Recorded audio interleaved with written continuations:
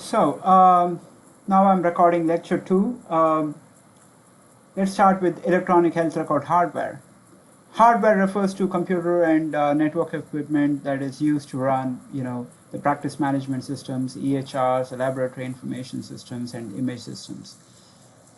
So that comprises of security systems such as the firewalls.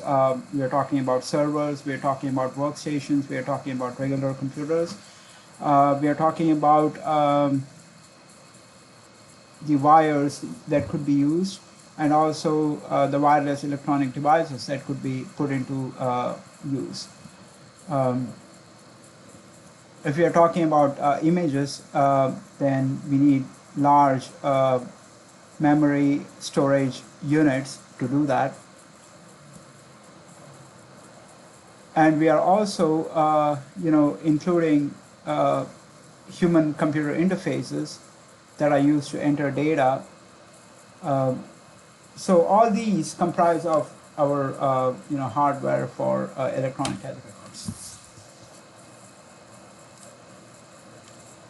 So software is basically a set of instructions that make the computer work. Ultimately, electronic health record system is a software system. It's a computer program that is put into use. Sometimes people ask me for my profile and they say, "Oh, you are an EHR expert. Which EHR are you well acquainted with? Is it Cerner? Is this Epic? Is this eClinicalWorks?" I tell them, look, at the end of the day, it's a computer program. And I've been trained to write computer programs and systems built from computer programs. And EHRs are one of them. Cerner is a Java-based program. I do not know about Epic and eClinicalWorks, but I've worked with Cerner a little bit in one of my previous jobs. So ultimately, at the end of the day, these are a bunch of computer programs that are put into use.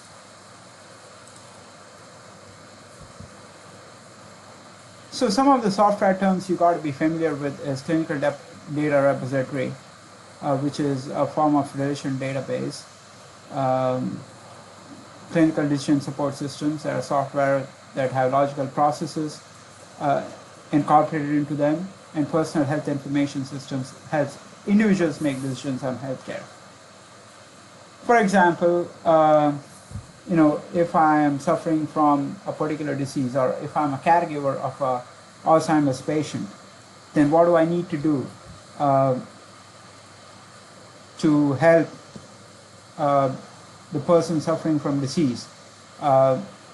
Could be something that can be derived from a personal health information system. Clinical decision support systems are usually for physicians to perform the right type of diagnostic processes, come up with a decision, or make necessary recommendations. So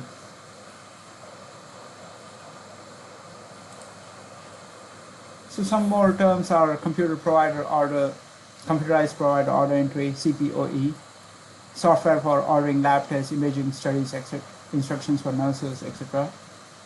There's picture archiving and communication systems, PACS, a system that contains images of X-rays and other diagnostic studies. You have drug knowledge bases, get up-to-date information on drugs. You got clinical data warehouse, which involves analytical processing of data using translation databases. A few important terms are application service provider, a provider that hosts practice applications on its servers. This is used to implement the software as a service model. So software as a service model is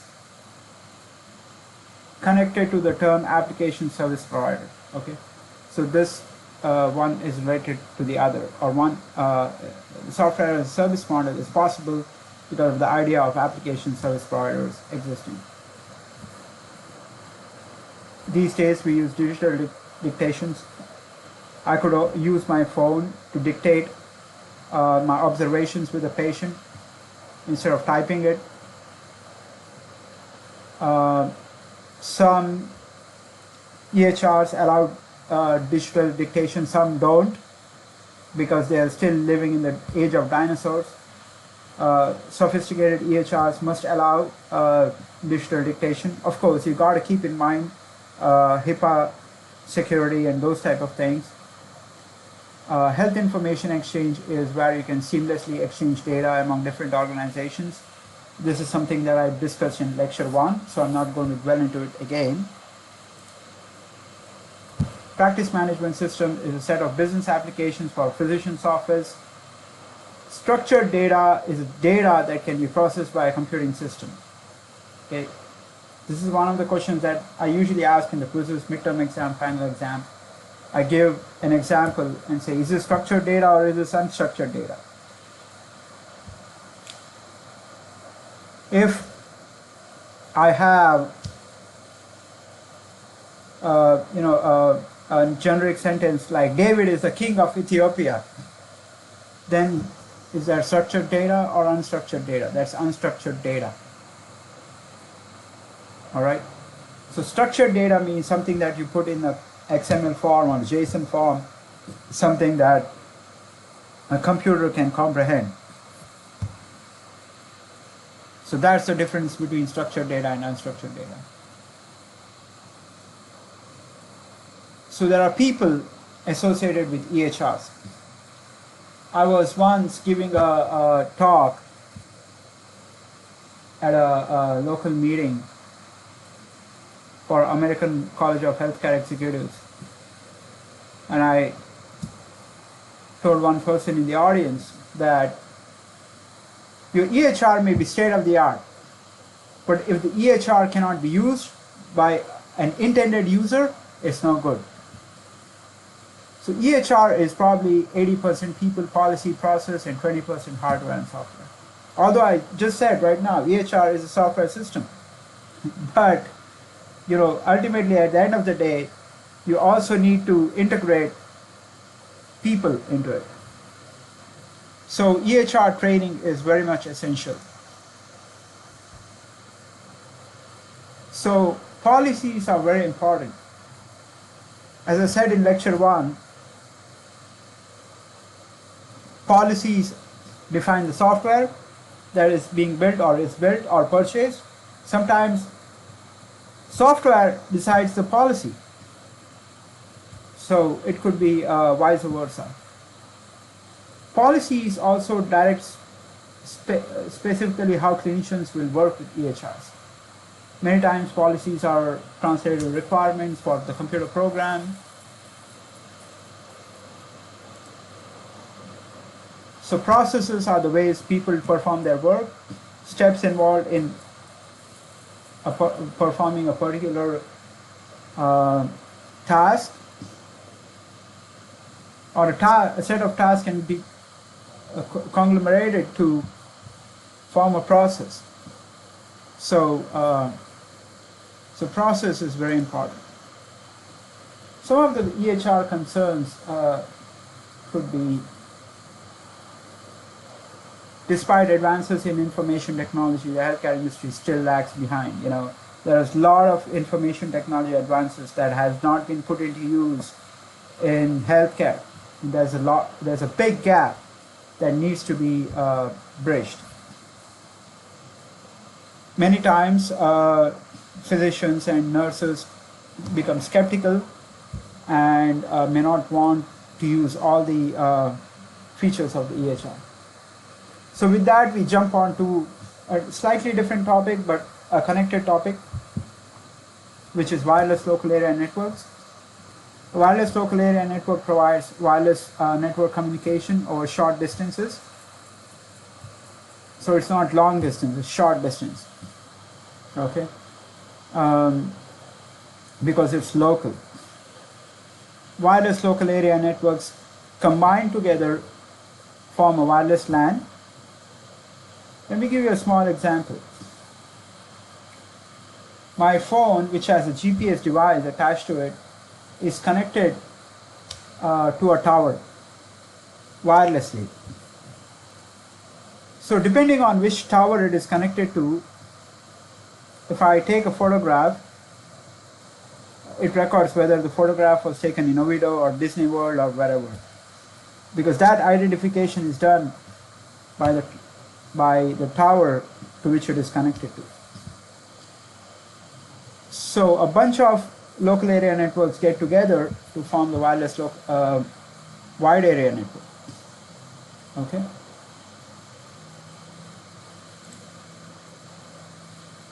So there are different types of transmission: microwave transmission, spectrum transmission, infrared transmission.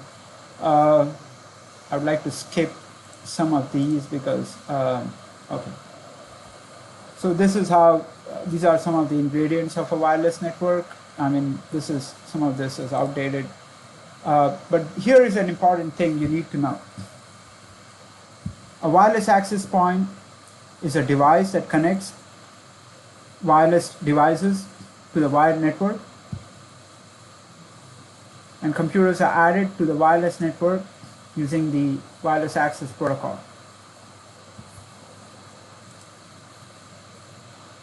Or using the wireless access point, sorry. So each access point has a finite range within a wireless connection. You cannot go beyond that particular range. The actual distance varies depending on the environment, depending on how strong the signals are, what kind of manufacturer or what kind of device is being built, all that. So the connection deteriorates as you go away from the limits of the range. So imagine you have a scenario where you have different wireless access points. And depending on where you are, your wireless device may be connected to that particular wireless access point, which brings about the idea of wireless roaming,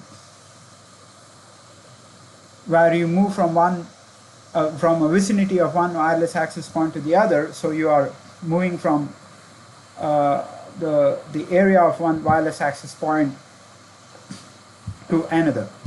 That's wireless roaming. So wireless networks are built based on the IEEE standards.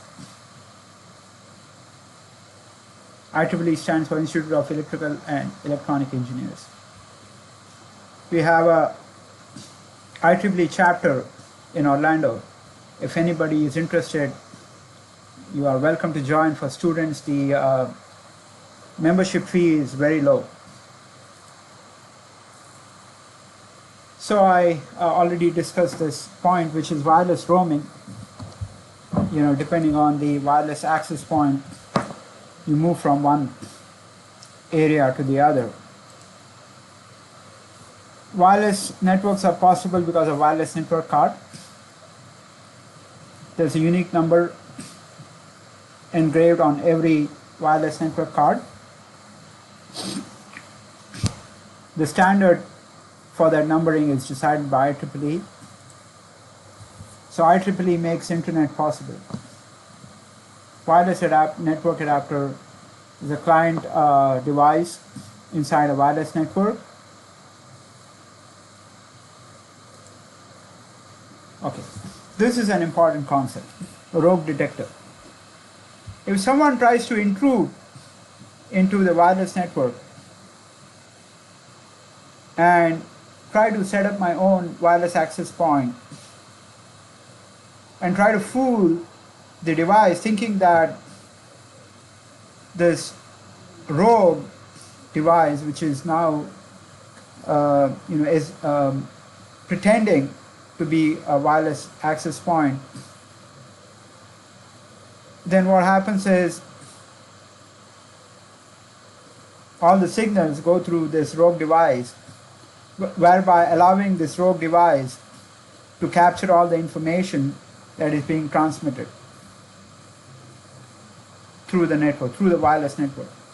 So rogue detector identifies a rogue or a wireless access point which is unauthentic.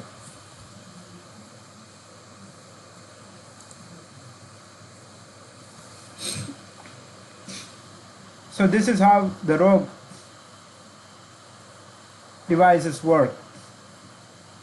You're trying to connect to the access point, but you end up connecting to the rogue device that takes all your information.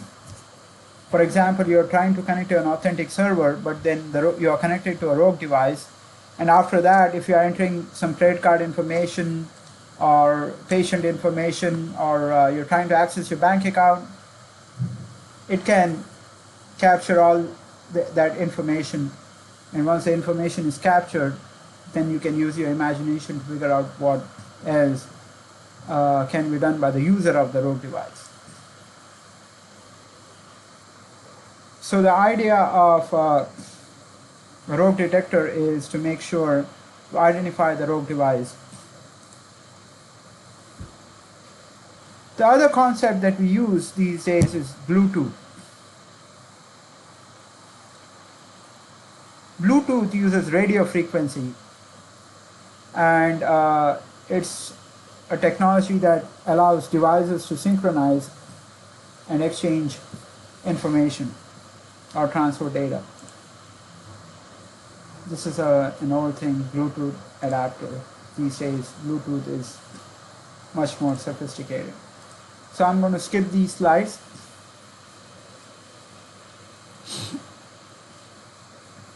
I'm using a microphone to record this lecture, a headphone set.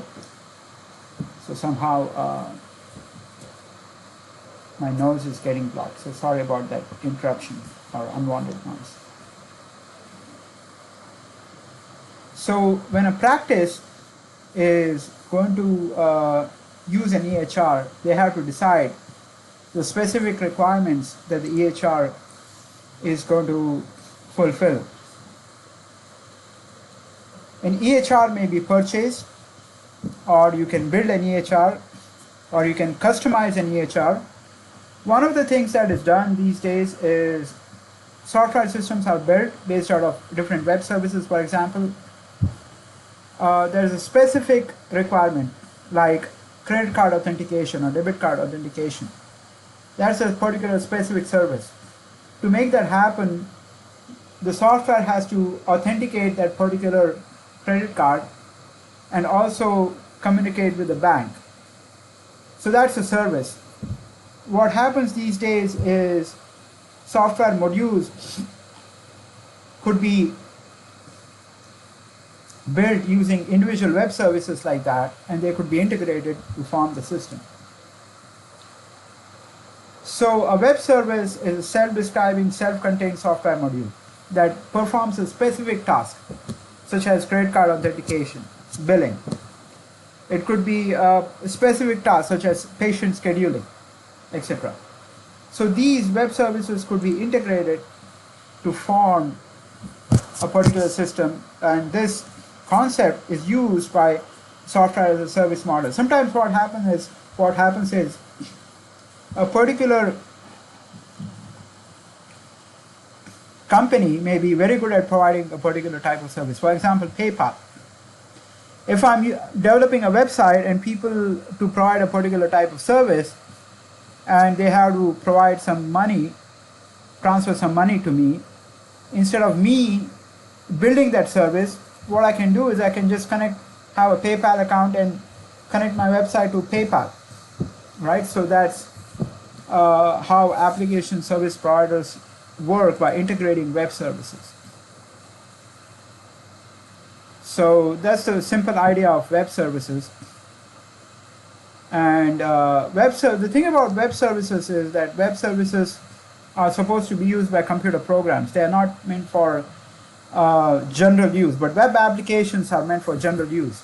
And web applications can be built using web services or by integrating web services. So I'm going to skip some of these slides. Simple different types of web services could be simple or informational web services, where you have just one web service that does one particular task, or you could have a complex web service which is developed by integrating individual web services.